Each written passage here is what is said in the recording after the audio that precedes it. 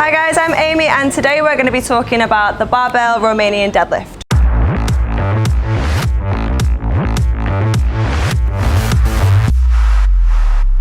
So the Romanian deadlift is an amazing movement to help build strength in your glutes, your lower back and your hamstrings. However, I so often see so many people perform this movement incorrectly.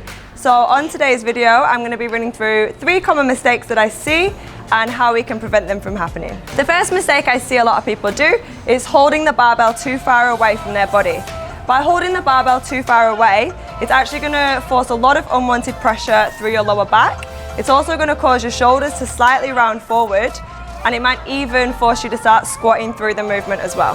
To try to prevent this from happening, what you need to do is focus on keeping the barbell as close to your shins as possible when you're lowering the bar and also when you're bringing the bar back up. The second mistake I see is people squatting more than hinging their hips.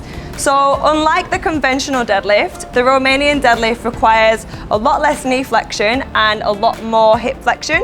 So instead of focusing on squatting through the movement, what you do to prevent this happening is to imagine that when you're actually hinging your hips back, you want your glutes to hit the wall behind you and your knees will just remain soft throughout the whole movement. And the final mistake that I see is people lowering the barbell using their shoulders and their back.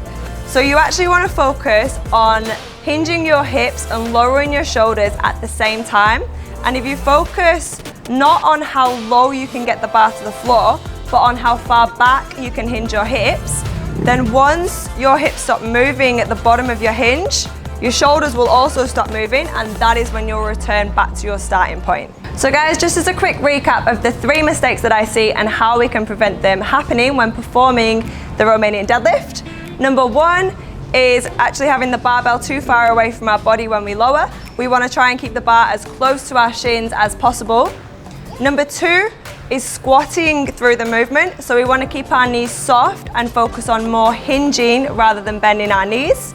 And number 3 is lowering the barbell, not with our shoulders and our back, but on hinging our hips back and only moving our shoulders when our hips move. Thank you for watching the video, guys. If you found it useful, please leave a comment or leave a like and make sure to subscribe to our YouTube channel. Thank you.